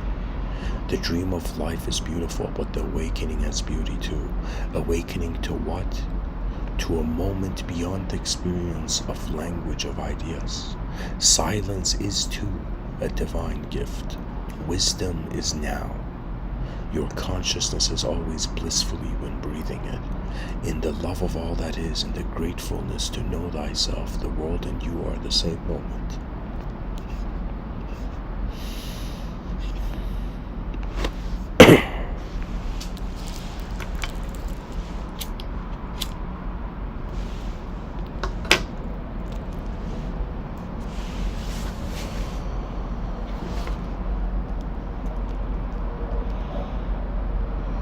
All of this leads me to this notion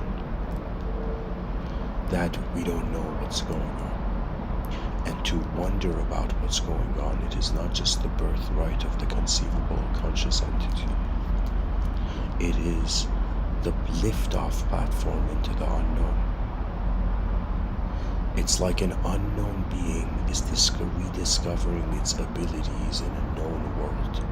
Do you know, imagine like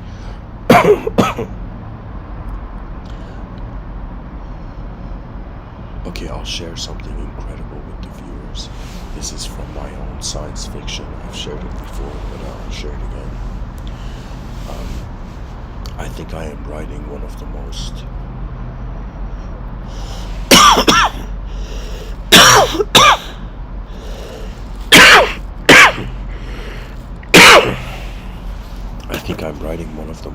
unique works of literature, ever. Right? And hopefully it'll be so great that it will be challenged by the greatness of the one.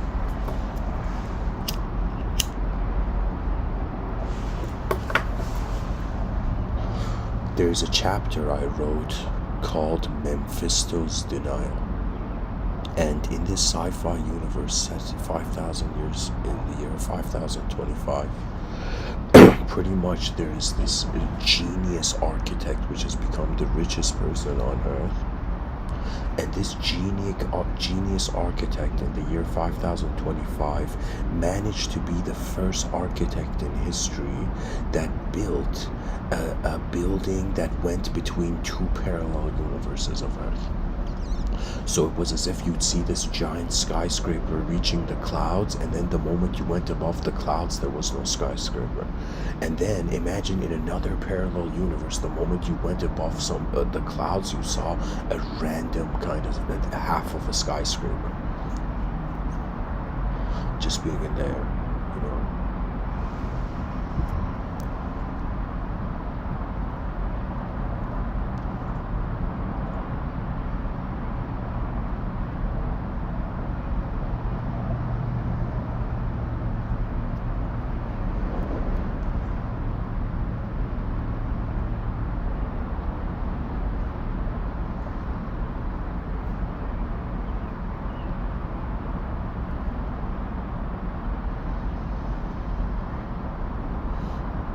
You know, the species fears its silence, so it doesn't freely speak. The species fears its stillness, so it doesn't freely move. All individual efforts lead to collective efforts, guys, for a conscious entity.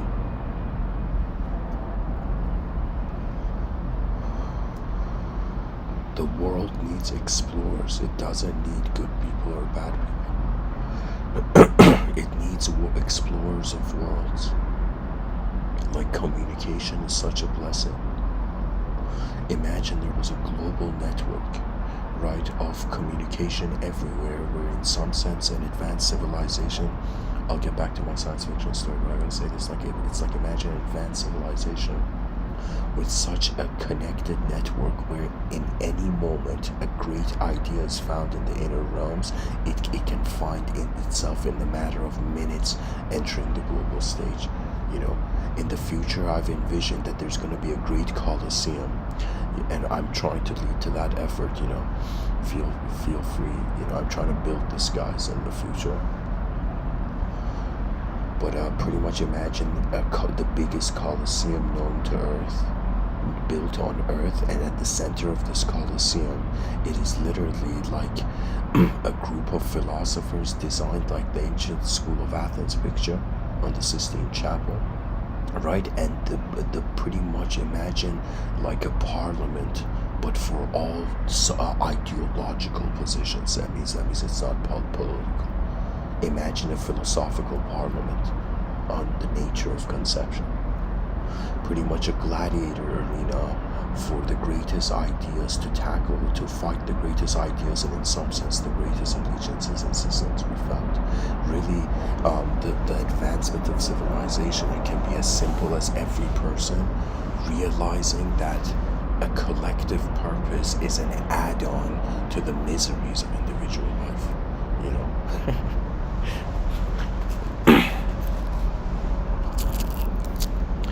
So, anyways, back to the sci-fi story I'm telling you. Mephisto's denial.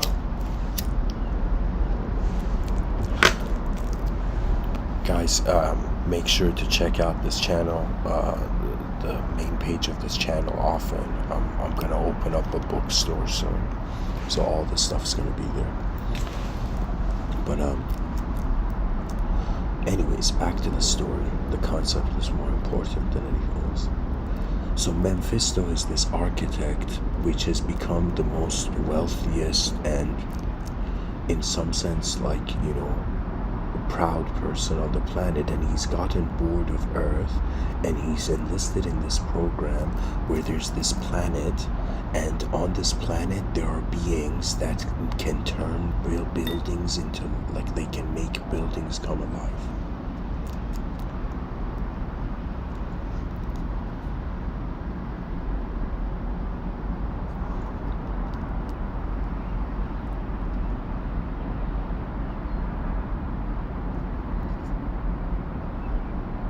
So Mephisto decides to be in a stealth spaceship. Like, imagine his body is in some spaceship, stealth spaceship in the clouds, and his consciousness incarnates as an alien child on this planet, where the aliens can pretty much touch buildings and the buildings become alive, and they can also telekinetically move things.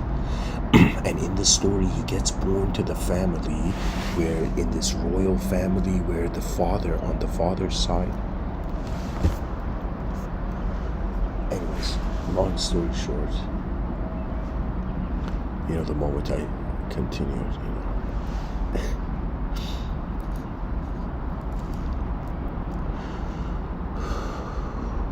Mephisto signs this contract, incarnates as this alien baby, and he's meant to become the first alien baby who contacts their species, And Mephisto's denial is that he refuses to abide by his contract,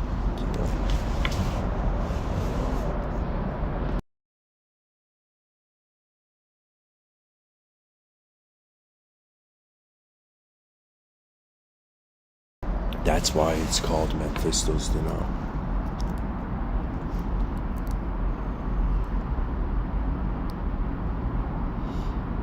There's great mystery here. There are questions that stand like giants, unanswered questions are colossal. People are looking for answers, but evolution requires to question all its dimensions in advance. It's as if we're trying to get the attention of 8 billion creatures on a rock in the middle of nowhere on how the future can be as incredible as their collective efforts. Imagine in the future, right? In an advanced civilization, imagine a parent asks their child, why do you want to go to school, right? And the child's like, you kidding me? Everybody on the planet is advancing civilization. You think I'm going to miss out on that? It's as if that would be the ethos. There's an honor held for how great the future can be. It's as if the greatness of the future, we don't know if it's going to happen or not. But as long as it's in the future, it lives in our minds as a potential.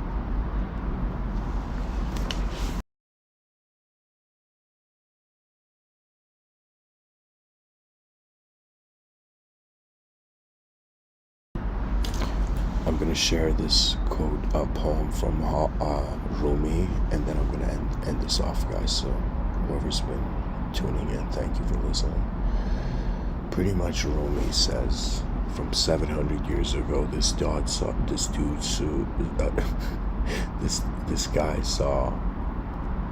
the future of the future.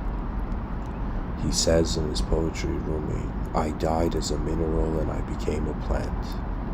I died as a plant and I rose to animal. I died as an animal and I was man. Then he says, when was I less by dying? Why should I fear death? I shall die once more as man, to soar with angels blessed. But even from angelhood I must pass on to that which no mind has ever conceived.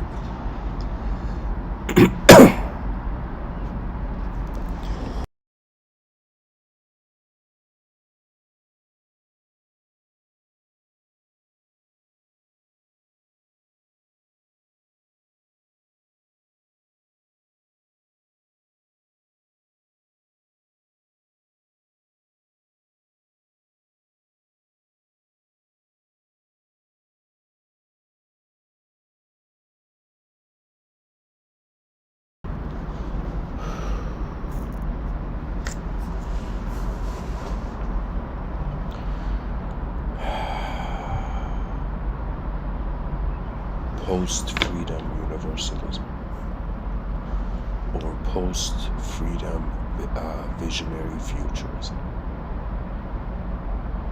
The species has to return to the explorer's mindset, and each person must be a hunter-gatherer of their inner realms, and in some sense bring forth efficient technologies into the outer realms. The idea is that to advance civilization is to advance a very multidimensional system. In order to advance a multidimensional system, imagine the Earth, like as Buckminster Fuller and Marshall McLuhan would say, Earth, could think of Earth as spaceship Earth, right? So imagine 8 billion human beings which are creating civilization. Civilization is what we call inside the spaceship Earth, right? So civilization is the interior of spaceship Earth. Now, civilization is again a massive multidimensional system, and every crew member on spaceship Earth has to play its part, right?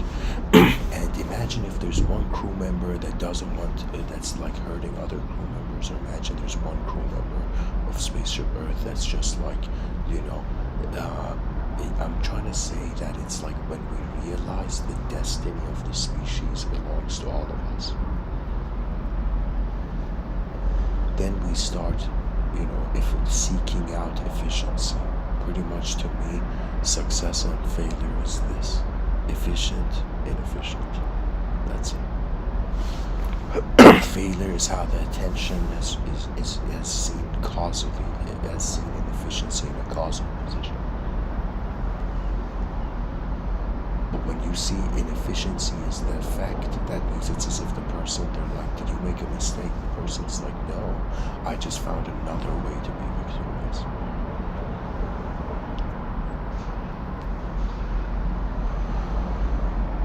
You know, the good thing about anything that happens in life, whether it's good or bad, at the end of it, you have more knowledge than you had before the event. So at least in every moment, a person can appreciate how the world and how the moment actually treats them, like what the karma of the universal sector is.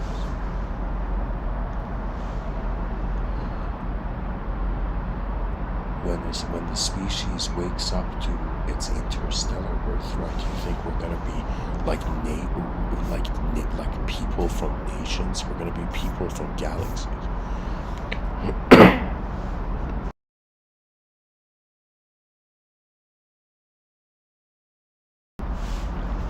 Anyways, guys, I hope this episode was helpful and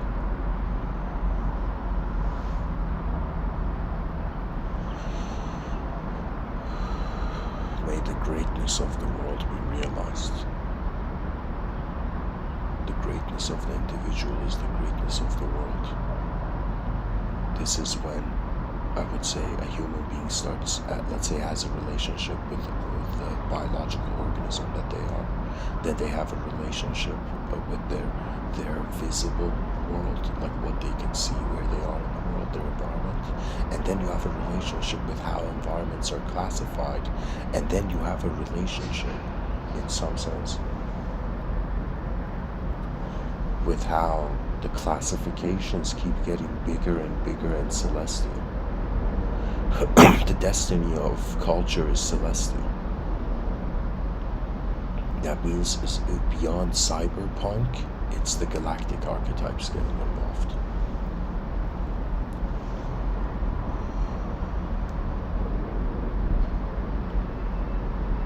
I guess, dare I say it, after cyberpunk, there's gonna be something maybe called alien punk. You know. Anyways, guys, the conceivable is going towards the inconceivable. This is a mystical realization, which means it's more like you watching nature rather than nature being an ideological gratification. It's as if we have one life to find the original Earth. Anyways, guys, thanks for listening. Much blessings and namaste.